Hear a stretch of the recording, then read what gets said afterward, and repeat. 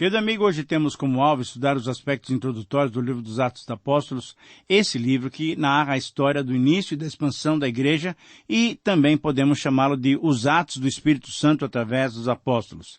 Ora, ao introduzirmos esse texto, nós queremos mostrar o seguinte, que esse é um dos livros mais pesquisados de todo o Novo Testamento, pois nele encontramos um documento inestimável de valor histórico que narra os primeiros 30 anos da igreja cristã. Mas além desse valor histórico, o livro de Atos mostra que aquilo que Jesus fez e ensinou, continuou fazendo através agora da igreja, e continuou fazendo através de nós que somos sua igreja, tornando então esses eventos extremamente significantes para que os seus seguidores estejam fazendo assim em todos os tempos. Atos é um livro inspirado por Deus para incentivar e encorajar os seus leitores com as experiências vivenciadas pelos cristãos primitivos. Em Atos, percebemos uma preocupação em se descrever os cristãos organizados em igreja, apresentando-nos inteiramente o desenvolvimento do interior da vida da igreja e também a vida exterior, como a igreja foi crescendo. Sobretudo em Atos, encontramos a presença constante e contínua do Senhor Jesus, o poder de Deus em diversas manifestações sobrenaturais e a direção clara e preciosa do Espírito Santo a guiar, a conduzir os primeiros cristãos a cumprirem a vontade de Deus. Ora, diante desses temas e diante da aplicabilidade do conteúdo de Atos, espero que estejamos todos motivados a conhecer mais detalhes em relação a esse importante livro neotestamentário. Então, em primeiro lugar, em relação ao contexto de Atos, é aceito pela maioria dos críticos que o livro de Atos é não uma unidade, mas é uma continuação do terceiro evangelho, isso é, do evangelho de Lucas. Quando estudamos os 2 primeiros versículos do capítulo 1 de Atos dos Apóstolos, constatamos que o sumário desenvolvido ali concorda exatamente com o conteúdo finalzinho do terceiro evangelho, do evangelho de Lucas. Portanto, nós podemos concluir que Lucas e Atos foram escritos pelo mesmo autor. São 2 volumes de uma obra que descreve o que Jesus fez e ensinou quando de sua vida terrena e a continuação da sua obra através da recém-organizada igreja. Algumas evidências internas do livro confirmam tal posição, pois em ambos os livros encontramos uma dedicatória a Teófilo, vocabulários extremamente parecidos, ênfases semelhantes em doentes, mulheres e demais marginalizados, destaque na obra e no papel do Espírito Santo e, certamente, uso frequente de termos médicos.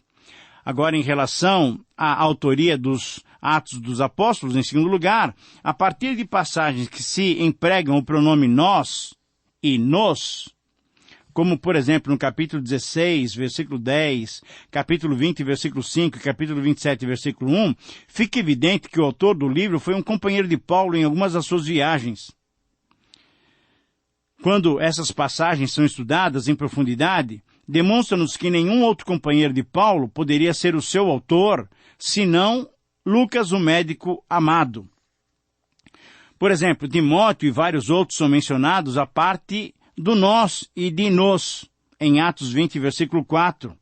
De conformidade com as epístolas de Paulo, nem Tito, nem Silas o acompanharam a Roma e nem estiveram ali na sua companhia. Portanto, a tradição diz, e podemos aceitar, que só Lucas preenche essas características de autor do livro de Atos dos Apóstolos. O seu grego era um grego excelente, uma visão gentia sobre certos acontecimentos, nós percebemos, e a descrição médica de algumas doenças indica-nos que esse autor, com muita certeza, era um médico. E assim, diante de todas essas evidências, podemos aceitar a autoria de Lucas em Atos dos Apóstolos. Em terceiro lugar, em relação às peculiaridades sobre o autor de Atos, diz-nos a tradição primitiva que Lucas era natural de Antioquia da Síria, que ficou solteiro e morreu já em avançada idade, por volta de 84 anos. Como muitos têm sugerido, Lucas, depois da sua conversão, possivelmente teria sido chamado a atender a Paulo com as suas debilidades físicas. E durante as suas viagens missionárias, ele recorreu a ajudar a Paulo. Surgiu daí, então, uma grande amizade que os uniu. Possivelmente, depois de ter atendido juntamente com Paulo aquela visão macedônica em Atos 16, ele tornou-se o responsável pelo desenvolvimento da igreja de Filipos. Talvez pastoreou por 6 anos ali. Em relação à data e o local de origem dos Atos dos Apóstolos, em quarto lugar, nós temos que observar o seguinte. Atos tem sua base na narrativa final do livro, quando, de uma maneira abrupta, Lucas encerra o seu relatório, a sua narrativa, a sua história. Ele narra a história missionária de Paulo até o momento em que o apóstolo dos gentios foi aprisionado em Roma, ficando por 2 anos aguardando o julgamento, uma vez que ele tinha apelado para César. Com o material que temos em mãos, então, podemos admitir que Lucas terminou dessa maneira o seu escrito, pois seu objetivo era relatar a expansão do evangelho que foi pregado sem impedimento, a partir de Jerusalém até Roma, a capital do império. Então é certo admitirmos que Lucas registrou esses acontecimentos até a época em que Paulo aguardava o seu julgamento, e assim podemos concluir que o local de origem do livro de Atos é a cidade de Roma, e a data da sua composição é a data final do aprisionamento de Paulo, 60-61 depois de Cristo. Em quinto lugar, em relação ao propósito e ao tema de Atos, para estabelecermos o propósito, é necessário termos uma visão geral do livro. Muitos têm afirmado também que o tema era o crescimento da igreja e, particularmente, a transição do judaísmo para o cristianismo.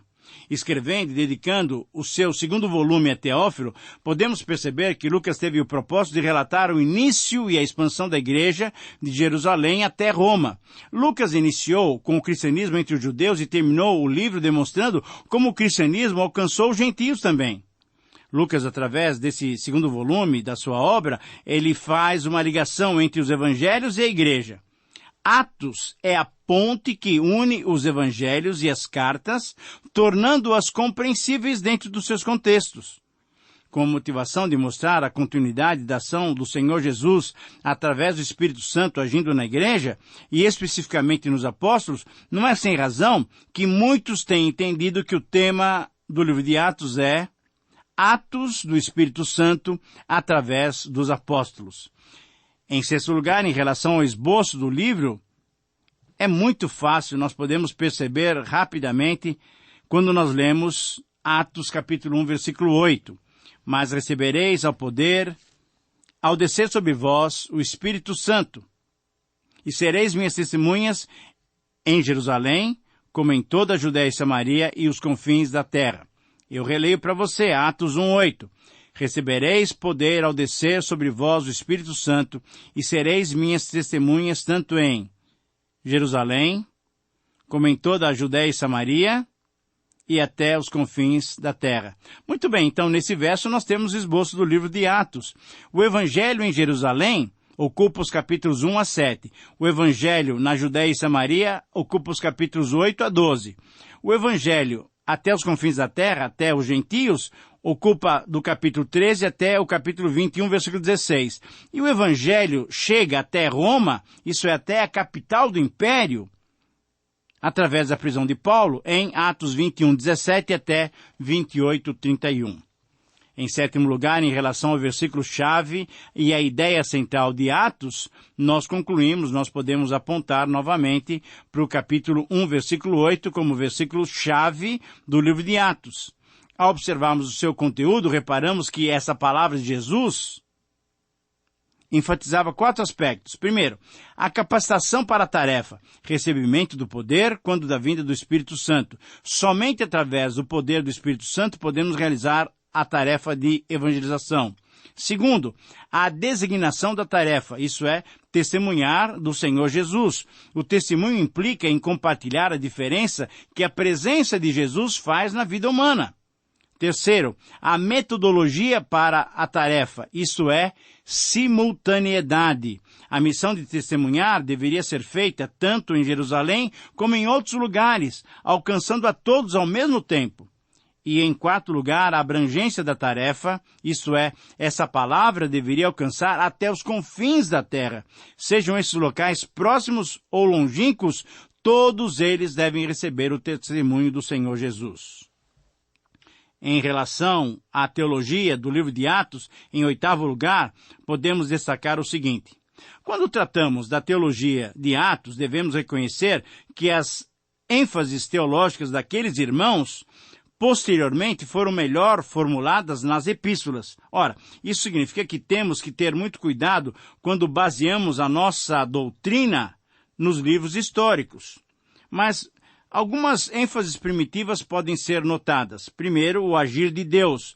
A história narrada no livro não é somente um relato histórico, mas é a apresentação das ações de Deus que acompanhavam a sua intervenção na história humana. Segunda ênfase é a centralidade do Senhor Jesus. A ênfase nos diversos aspectos da obra de Jesus Cristo demonstram que ele era o ponto central da proclamação primitiva. A ressurreição e a ascensão, a glorificação e a sua volta como Senhor e Juiz são declaradas e afirmadas como crença básica para a igreja. Jesus sempre foi e deve continuar sendo o centro da proclamação da verdadeira igreja. Uma terceira ênfase teológica em Atos é a maneira da salvação. A salvação é somente pela fé, através da graça divina, sem a necessidade de se cumprir antigos preceitos ou requisitos da lei mosaica. Esse é um outro postulado tremendamente importante no livro. Essa declaração foi a verdade estabelecida não sem grandes controvérsias, mas foi estabelecida pelo Conselho em Jerusalém, conforme Atos 15. Uma quarta ênfase é que a igreja é o corpo de Cristo. Foi vivenciada e proclamada a verdade de que a igreja é o novo povo, a nova criação de Deus, formado por pessoas de todas as nações, onde as barreiras são completamente eliminadas. A igreja funcionando como corpo de Cristo, conforme os relatos de Atos dos Apóstolos, mesmo com dificuldades de aceitação, foi, na verdade, uma importante experiência dos cristãos primitivos. Em quinto lugar, a última ênfase teológica que se percebe no livro de Atos é o papel das três pessoas da Trindade. É inegável que havia plena consciência na igreja primitiva da realidade da Trindade. Era claro aos cristãos primitivos que, conforme o desígnio do Pai, a evangelização mundial deveria ser realizada proclamando a redenção do Filho através da capacitação dada pelo Espírito Santo a eles. Ora, mantendo a nossa posição de que Atos não deve ser considerado como um livro doutrinário, por ser um livro histórico, entendemos ser mais sensato basearmos as nossas doutrinas nos ensinos de Jesus ou nas epístolas. Porém, ao tomarmos essa posição, não invalidamos de modo nenhum essas ênfases teológicas, comprovadamente teológicas, registradas no livro de Atos. Então, o que se tem em vista aqui é considerar que a proclamação da igreja primitiva e o registro de Lucas foram declarações importantes com um fundamento teológico que revelaram a ação salvífica de Deus. Entretanto, as doutrinas, como por exemplo a do Espírito Santo, da contribuição, da escolha dos líderes, devem ter sua base no ensino de Jesus e nos ensinos apostólicos nas epístolas. Uma pergunta que sempre deve ser feita ao nos depararmos com os fatos narrados nos livros históricos é: o que aconteceu naquela ocasião é normativo para os nossos dias? Ao perguntarmos o que está registrado no livro de Atos é regra ou doutrina para a igreja dos nossos dias, estabelecemos a maneira correta de estudar o conteúdo desse importante livro.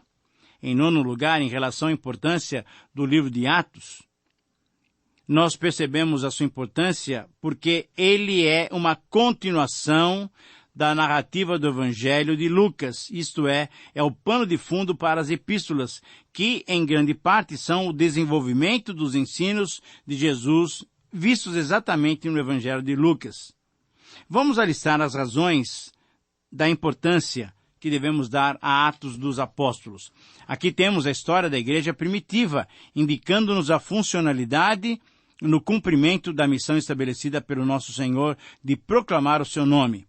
Aqui temos também o papel do Espírito Santo sendo destacado. Ele é mencionado, direto ou indiretamente, cerca de 70 vezes. se lhe concedermos liberdade em nossas vidas e em nossas igrejas, a etapa da história da igreja que hoje escrevemos será também marcada pela sua maravilhosa atuação. Aqui é enfatizado o ensino, a pregação e a exposição da palavra de Deus.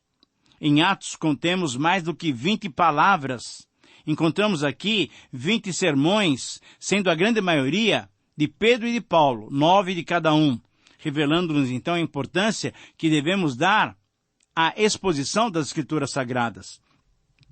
Nós encontramos também, em quarto lugar, um outro detalhe que podemos considerar como importante em Atos, que é o relato de muitas perseguições, desde a primeira contra os apóstolos Pedro e João, no capítulo 4, até o aprisionamento de Paulo, no capítulo 21, culminando com a sua prisão por 2 anos em Roma, no capítulo 28.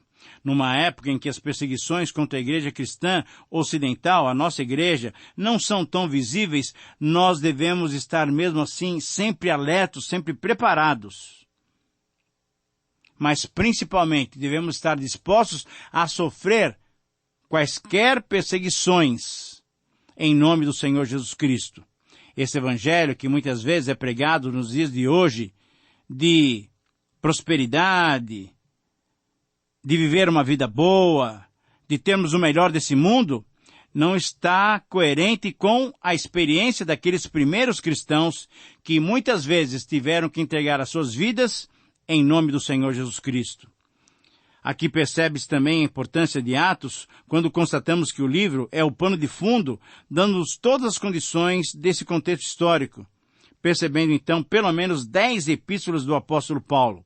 1ª e 2ª Tessalonicenses, Gálatas, 1ª e 2ª Coríntios, Romanos, Efésios, Filipenses, Colossenses, Filemãos, todos eles, além da epístola a Tiago, todas essas cartas estão com o fundo contido na história de Atos dos Apóstolos.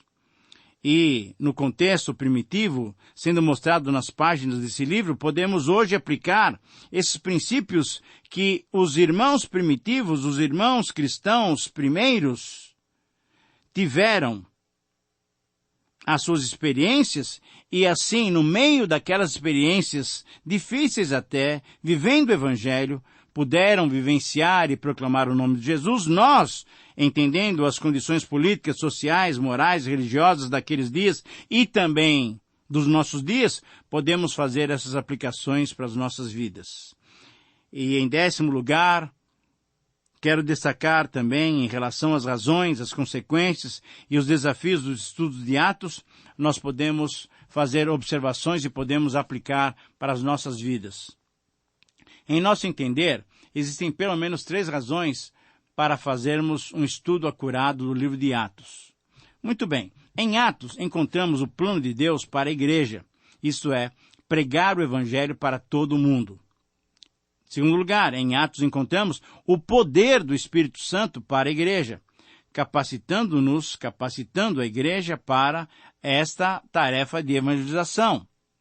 Em terceiro lugar, em Atos, encontramos a pessoa do Senhor Jesus Cristo para a igreja como o Senhor e o centro da proclamação do Evangelho.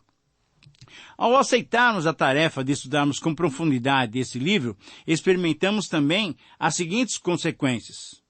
E isso é que você vai experimentar se você der uma sequência correta, estudando não apenas durante essa meia hora de programa de rádio, mas estudando com seriedade o livro de Atos, você vai obter essa consequência na sua vida. Primeiro, capacitação do Espírito Santo no testemunho do Evangelho. Você vai ser mais capacitado para testemunhar o Evangelho de Deus. Certeza de estarmos envolvidos na expansão do reino de Deus.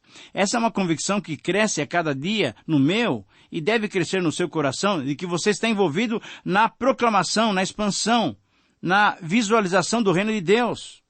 E em terceiro lugar, uma outra consequência que você obtém ao estudar com profundidade esse livro é a convicção do senhorio de Jesus na sua própria vida.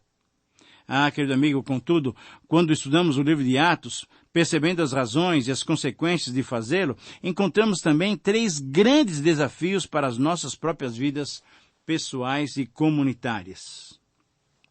O primeiro desafio é fazer da agenda de Deus a nossa agenda, isto é, propagar o Evangelho.